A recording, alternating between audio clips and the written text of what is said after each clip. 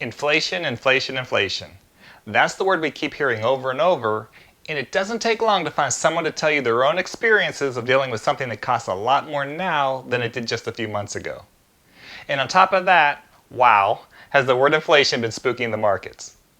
And as investors have seen, there's been a lot of volatility over the past few months, particularly in those growth stocks that served them so well last year. And it seems like everyone is trying to stay ahead of the curve, looking for the best place to put their money in this newer inflationary environment. Now, some people are looking at crypto for the first time, and others are doing what many people have done in the past, and that's looking to gold. And there's no shortage of information out there on those options. But as you know, those options can be volatile with some wild swings, so you definitely need to have the stomach for them. Now, maybe you're at the point where you're ready to get off the roller coaster and are looking for a less volatile option, a safer way to simply protect your money, yet not lose its value to inflation during an uncertain time. So if that's where you are, today I thought I would talk about another option that maybe a lot of you hadn't heard of, or maybe you're just starting to hear it for the first time, particularly as a newer investor that hasn't dealt with inflation since you started investing because, let's face it, it's been a while since inflation has really been an issue, at least in the US. So to that point, the option I'm talking about today are US Treasury inflated protected securities, or more commonly known by their acronym TIPS, T-I-P-S. But first, I want to welcome you to Healthy, Wealthy, and Wise. We're talking about our financial wellness, and how to achieve it is our top focus. My name is Kevin, and I want to give a shout out to everyone in the community that keeps me motivated to make these videos. And for anyone new here, if hearing about easy, everyday things you can do to improve your financial health is something you're interested in, well, consider this your formal invitation to join the community. And all you have to do is hit that subscribe button and turn that notification bell on. It's totally free, and it'll make sure you don't miss any videos as soon as they come out. Now up front, I do want you to know that I'm not a financial advisor, and while my videos are meant to be informative, they should not be seen as a recommendation for you to take any action based on the information or the personal opinions I share. You should always do your own research or consult with your own financial advisor when making any investment decision. So with that, let's get into it. What are TIPS? Well, simply put, they are a type of US Treasury bonds that are actually indexed to inflation, meaning as inflation goes up, the rate of return does as well. And now that we've been hearing so much about inflation eroding our purchasing power, meaning that what we can buy now for $100 might cost, say, $110 or more next year, this sounds like something to consider, right? Especially now, since there's a lot of concern with so many stock prices coming back down to earth. But before we get into how TIPS work, let's talk a little bit about bonds in general so that it'll be easier to see what makes TIPS different from your typical government bonds. Alright, so with a typical bond, which in its most basic meaning is that of being a loan from an investor to a borrower that's usually a company or a government, where the borrower that issues the bond includes the terms of the loan, the interest payments that will be made, and the maturity date, which is the time the principal borrowed will be paid back to the investor. Now, what investors in bonds are most interested in are the interest payments that they earn for loaning their money to the issuing company or government. And that rate on a specific issuer's bond, or what's called the coupon rate, as you might have heard before, is a fixed rate whose percentage is dependent on a couple of factors. Number one is the creditworthiness of the issuer, meaning how likely is the borrower to default on the loan, which, as you know, wouldn't be a good thing. So when we think of the prime example of a safe borrower, historically we think of the US government with their pledge not to default on any loans. And history shows that, up to this time, the US has never defaulted on its debt, thus making it a safe borrower. Now, there's obviously other entities out there that are not as safe as the US government that go along a range of creditworthiness, from established profitable companies to that brand new startup that has yet to make a dime and therefore could be more likely to default. But the key point is, the more creditworthy the borrower, the lower rate you'll receive from their bond versus the bonds issued by more risky issuers, because those companies that are at a higher risk of defaulting have to pay a higher rate to get investors to loan them money, because otherwise, if they paid the same rate, people buying bonds would always go to the safer issuer. Makes sense, right? So for riskier issuers to persuade investors to buy their bonds instead, they entice them with a higher percentage. So like most things, the higher the risk, the higher the potential reward. Now, the other major factor in determining the rate that the bond pays out is based on the time it takes for the bond to mature. In general, all other things being equal, the longer the time it takes to mature, the higher the rate will be, since the bondholder or the investor is facing increased risk of interest rates and inflation going up over a longer time period.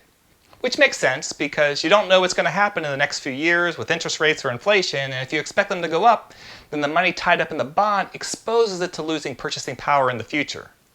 So if you have a bond earning 2%, but inflation goes up to 3%, then in effect, you're losing money because what you're earning isn't keeping up with the rising cost of the goods and services that you pay for. Now you also might know you don't have to hold a bond all the way to maturity, meaning you can trade it, but if it's a $100 bond with a 2% coupon rate and interest rates go up to 3%, then the only way someone is going to buy that bond off of you is if you sell it at a discount. Otherwise, they would just buy a new bond issued at the higher rate. Now I don't want to get too off topic here, and if you want to hear more about bonds in general, let me know in the comments. But the issue here is if you hold bonds and inflation kicks in, leading to interest rates rising, then your bond loses actual value if you want to trade in before maturity. Of course, you can keep it and hold it to maturity so you actually get the face value of the bond, but then you're also potentially talking about years where the rate it pays you is less than inflation. So in that sense, you're still falling behind as you lose purchasing power over time. Okay, are you hanging in there with me? Because this is where it gets more interesting. All right, so thinking about where we are right now, where the Fed has set their Federal Reserve rate to essentially zero, the economy is starting to heat up, there are real, tangible signs of inflation out there. Which way do you expect interest rates to eventually go? Up, right? They almost have to. One of the biggest tools the Fed has to tamp down inflation is by raising rates. Now the Fed is saying that they have no plans to change their Federal Reserve rate anytime soon, but when they do, they'll be raising it, which would negatively impact the bonds out in the market paying low interest. But let's say, even if the Fed doesn't raise the rates, but inflation goes up, then the interest paid by your bond is outpaced by inflation, therefore you're still losing money when it comes to future purchasing power. So the biggest weakness of a bond is the nature of its fixed rate, where when the economy is heating up, the value of your bond, or really the money you have tied up in it, is not growing enough to preserve your future purchasing power of that money. And of course, as I said earlier, if rates go up, then the actual value of your bond, if you want to trade it before maturity, goes down. Okay, that gets us back to Treasury inflation protected securities, or again, TIPS. So what TIPS do is leverage the biggest weakness of bonds during an environment where inflation is kicking in, and that is it protects against inflation. And how it does that is that the principal, or the amount you invest or loan the government, is adjusted according to changes of the Consumer Price Index, or CPI, which is the measure of the average change over time in the prices paid by consumers for typical goods and services. So when you hear about reports of inflation, it's usually based on actual increases of the Consumer Price Index. So what TIPS does is it pays interest twice a year at a fixed rate which doesn't change. But because the rate is applied to the adjusted principal, when inflation is rising, as evidenced by the CPI, it leads to your principal being adjusted to a higher amount, and then the fixed rate is multiplied to a higher amount of the principal, so therefore the amount you are paid would go up. So using some numbers for easy calculation, if your TIPS original principal was $100 and it was paying at a rate of 2%, you multiply 100 times 2% and you would make $2 of interest. However, if inflation rises and your principal is adjusted to $105, then you would multiply that same rate of 2%, but this time with the higher principal of $105, which would make the interest you're paid $2.10. And then if you hold the TIPS to maturity, you would get the adjusted principal paid to you. So if you invested in a $100 TIPS and over the years it gets adjusted to $150, you would then be paid $150 once it matures. Since this concept is the most important part of the video, let's go over it again in a slightly different way just to make sure it's making sense to you.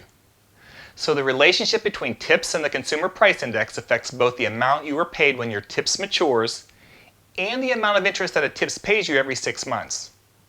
Like your typical bond, TIPS pays at interest at a fixed rate, but because the rate is applied to a principal which can be adjusted when the CPI changes, which again during inflation would go up, interest payments would increase at those 6-month intervals. Now you might be thinking that, okay, I get it, and I know it's not likely to happen anytime soon, but let's say something dramatic happens over the next couple of years and we actually go into a period of deflation. What happens then? Well, in that case, your interest payment will decrease as your principal would be adjusted down as the CPI were to go down. Now there is a provision that will protect you when it comes to the original principal or the money you actually used to acquire the TIPS, and that is, at the maturity of the TIPS, you will receive either the adjusted principal or the original principal, whichever is greater. So if deflation hits and your $100 original principal gets adjusted down to $95 over the period you hold the tips, you still would have your original $100 paid back to you at maturity because it's the greater of the two numbers. This provision protects your initial investment against deflation, taking some risk out of the equation, as long as you hold it to maturity, so just keep in mind that if you trade it away before it matures, that provision doesn't count. So once again, with inflation, which is a rise in the CPI, the principal increases and you would get that adjusted or higher amount at maturity.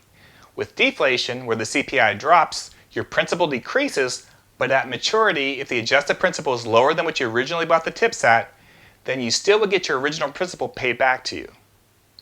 Now obviously the nature of the principal being adjusted down in a deflationary period is a negative with tips when compared with traditional bonds where the principal doesn't change, nor does your interest payment.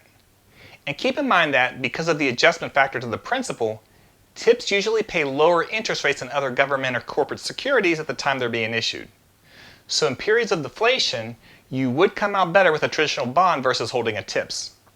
So a lot of this comes down to where you think inflation is going. If you think inflation will be rising, tips could be a good hedge against it. However, if you think a period of deflation is on the horizon, which is more unlikely but has happened, then a tips would not be a great investment as opposed to just holding a traditional US Treasury note or bond. So if you consider where things are in the economy, that the signs of inflation are out there and that you feel it could be substantial and long-standing, you might come to the conclusion that tips could be a good option for you. Now, obviously, this is real similar to market timing, which can be hard to do. But again, if you're looking at everything and feel strongly about inflation coming with all the stimulus out there, all the money being printed, and the reopening of the economy, you just might feel strongly that you want to invest in tips as part of your portfolio to help preserve your capital in a safer way where at the very least, the principal you invested will be protected from going down. So if you feel that way and want to get some tips, you have a couple of options as to where to get them. One is to buy them directly from the US Treasury at treasurydirect.gov, which is more time intensive, but you don't have the fees that you would have to pay by going through a broker, which you can also do. Now if you go the direct route, you'll see that tips comes in terms of 5, 10, and 30 years. Now you can also buy shares of mutual funds or exchange traded funds that contain diversified mixes of tips. In that case, you'll want to consider the fund's expense ratio fees where, all things being equal, the lower the cost the better. The benefit here is that you can buy into tips more easily as well as get out of tips easier than if you own them directly. But with a tips ETF or mutual fund, you are losing one of the main advantages of buying individual tips, which is that the investor will not lose actual money if the bond is held to maturity, as I said before. You don't have that safety provision when you invest in a fund. One last thing I would like to quickly add is that there can be some tax considerations with the idea of the principal being adjusted. The semi-annual inflation adjustments of a TIPS bond are considered taxable income by the IRS, even though investors won't see that money until they sell the bond or it reaches maturity. Now, one way investors can avoid those complications is to hold TIPS in a tax-deferred retirement account. Again, I definitely would recommend you doing your own additional research or consulting with a financial advisor before making any big financial moves. So that's what I have for you on TIPS. What do you think?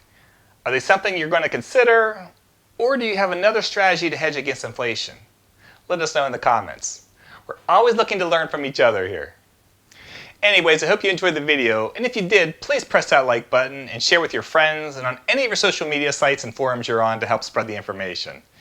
And again, if you're new to the channel or just an occasional visitor and you just found this information helpful, we'd love to have you join the community. You just got to press that red subscribe button. We'd love to have you on board. So until next time, thank you for watching and have a great day.